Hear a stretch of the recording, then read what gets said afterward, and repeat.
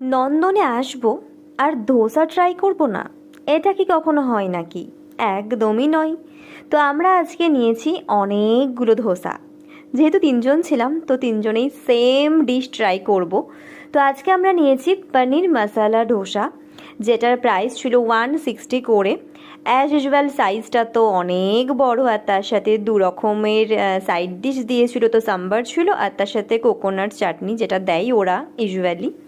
আমার তো দুটোই খুব ফেভারিট। আর ভেতরে স্টাফিংটা কিন্তু বেশ ভালো ছিল আর অনেকটা পরিমাণে ছিল। পনিরকে গ্রেট করে দিয়েছে, সাথে ছোলা ছিল, আলুর একটা মশালা স্টাফিং ছিল। তো খেতে সত্যি বেশ ভালো আর খুব ক্রিস্পি ছিল ধোসাটা।